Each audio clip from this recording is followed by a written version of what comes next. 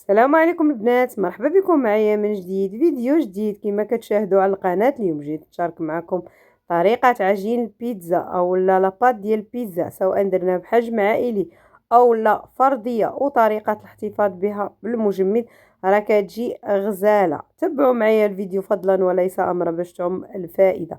نبداو الفيديو بسم الله على بركة الله. سواء في العجانة او لا في اناء، هنايا غادي ندير 2 كيسان ديال الحليب. عندي هنا معلقه ديال سكر سنيده كما كتشوفوا، درت الكاس الاول، هنا درت القياس ديال الملح، وغادي ندير الكاس الثاني اللي يكون دافي، لان كما كتعرفوا راه الجو بارد. غادي ندير كاس ديال الماء دافي دائما بنفس العبار باش يعطينا يعني كميه كثيره. كما كتشوفوا الكميه راه نتوما اللي كتحكموا فيها. انا غادي ندير هاد الكميه هذه، يمكن لكم نتوما تضاعفوا او لا يمكن لكم ديروا غير هاد الكميه هذه، راه كتجي يعني ناجحه 100%. هنا درت 2 معالق ونص ديال الخميره طريه او الخميره حبيبات. وهنا ما غاديش ندير الفورس، غادي ندير الدقيق الحرش. هذا راه الدقيق وهو حرش، يعني ماشي الفينو ولكن دقيق حرش. غادي ندير كمرحله اولى هنا غير واحد شويه. الا كنتم مخلطين نتوما هكذا في شي بانيو ولا في شي بول، كتخلطوا غير بالمعلقه، غير حتى يعني تنسجم ديك الملحه السنيده الخميره باش تفاعل لينا، ونخليوها غير واحد شويه، نغطيو عليها ونخليوها. كتبدا تبان لينا دارت الفقاعات بحال هذا الشكل هذا، هي بدات كتفاعل هنا.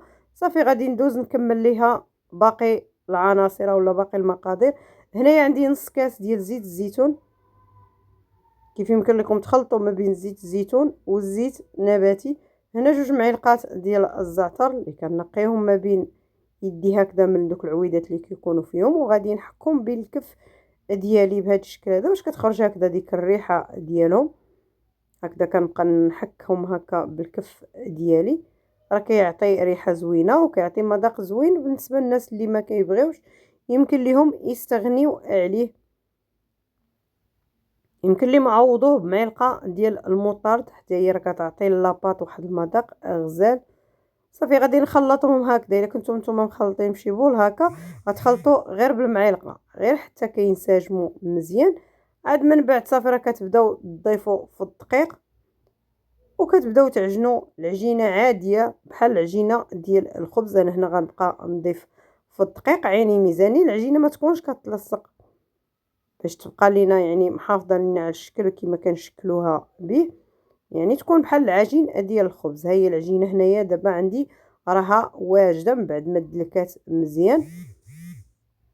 غادي نخليها حتى كتخمر ويضاعف الحجم ديالها، عاد غادي نرجع ليها. هنايا راه خمرات كما كتشوفوا ما شاء الله، وضاعف الحجم ديالها، وهذه هي الكميه اللي عطاتنا ديال العجين.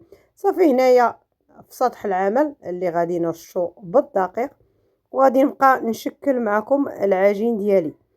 غادي نقسمو للنص، النص غادي نخرج منه بيتزات بحجم عائلي، والنص المتبقي غادي نحاول نخرج منه بيتزات هكذا فرديين يعني صغيورين. هنا غادي نحاول نقطعهم انا غير عيني ميزاني كما كتشوفوا، نتوما كتحكموا في القياس اللي بغيتو. صافي غادي نبقى نشكلهم هكذا كويرات. غادي نحاول نخرج من هادو هكذا اللي كبار تقريبا واحد 6. بهذا القياس هذا غادي نخرج 6 كبارين، والباقي راه حنا غادي نخرجوه بيتزات فرديين. كنحاولوا نساويوهم بهذا الشكل هذا وبهذا القياس هذا، يعني نحاولوا نجيبوهم هكذا قد بعضياتهم. كنبقاو نرشوا هكذا الدقيق ونشكلوا في دوك الكويرات ديالنا حتى كنكملوا. من بعد راه حنا غادي نبداو نطلقوهم بالدلاك. العجينه راها طايعه وخامره معنا وكتعطينا الطول. صافي هذه غادي نخليها هنا على جنب. غادي نبدا نطلق معكم. انا راه مسرعه الفيديو باش ما يجيكمش طويل هنا في هذه المرحله، ولكن راه باينه يعني الفيديو شارح راسو. كنبدا نطلقو بالدلاك وكنسوسو هكذا ما بين الكف ديالي منها كتطلق.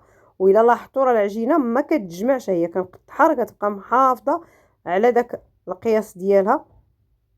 كنتقبها بواحد الفورشيط وكنستفها في اللاطه. ها هي كما كتشوفوا هنا فرديه. غادي نبقى نقطعها، راني عمرت هنا طاوه، غادي ندير هنا طاوه ثانيه. راه خرجت واحد الكميه. انا كندير هاد الغطايه هادي كيخرجوا هكذا البيتزات ماشي صغيورين بزاف، يعني الحجم ديالهم كيجي مزيان. كنتو بغيتوهم صغار راه كديروا يعني هكذا اي قطعه عندكم، اولا الفم ديال شي كاس اللي يكون الفم ديالو عريض. انا كندير هاد الغلاقه هادي ديال واحد الكاس كتجيني مزيانه، يعني ما كيجيونيش صغيورين، كيجيو بهذا الحجم هذا. والرق راه كيجيو رقاقين. كنديرهم في الفران اللي كنكون مسخناه من قبل حتى كيسخن، عاد من بعد كندخلهم، يعني كنخليهم يرتاحوا غير واحد شويه وكندخلهم كيطيبوا. من بعد ما كيطيبوا كنجبدهم للتحت، غنحضي عليهم يعني كيطيبوا غير هما كياخذوا لياش اللون، يعني ما كيتحمروش. هنا راني عمرت واحد البيتزا لان الوليدات شافوني كنوجد. هنا عمرت تقريبا واحد 2 بيتزات. الاولى راه درتها حتى طابتها هي، والثانيه راها كطيب في الفران. كتجي على هذا الشكل هذا، وهي اللي هنايا اللي بحجم صغير كيفاش كتجي.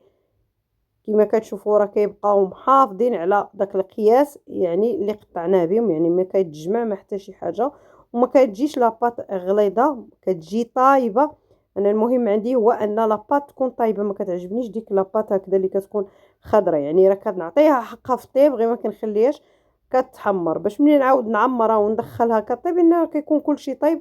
كنصبروا غير على داك الفرماج حتى يعني يذوب عليها، يعني راه ما كتاخذش وقت طويل. ها هي كما كتشوفوا راها طايبه، غير هي ما كتكونش محمره، يعني كنهبطها لتحت ونقلبها على هاد الجهه وهاد الجهه حتى كنحس بها راها طابت. نفس الشيء بالنسبه حتى البيتزات بحجم عائلي كما كتشوفوا، اولا البيتزات اكبر، حتى هما راه حتى كنطيبهم مزيان ونقلبهم على هاد الجهه وعلى هاد الجهه، كيكونوا على هاد الشكل هذا كما كتشوفوا قد بعضياتهم. كنحاولوا نجمعوا القياس اللي حنا بغينا في واحد الكيس بلاستيكي، والوقت اللي بغيناه حنا كنجبدوهم كنعمروهم بالحشوه اللي بغينا، وكندخلوهم يذوب عليهم داك الفرماج، يعني راه كيكونوا طايبين. نفس الشيء كما قلنا بالنسبه للبيتزا الكبيره، وكيكون هذا هو الشكل ديالهم. هذه هنايا عمرتها غير بشويه ديال صدر الدجاج ولا صوص طوماط والفرماج، وهذه هنايا فيها الطون والفلفله والزيتون ولاصوص بطبيعه الحال فرماج. كيكون هذا هو الشكل ديالهم. كنخليهم حتى كيبردوا وكنديرهم في اكياس بلاستيكيه ونحتفظوا بهم في المجمد. وكان هذا هو الفيديو ديال اليوم، كنتمنى ينال اعجابكم، وكنقول لكم شكرا، الى اللقاء، مع السلامه.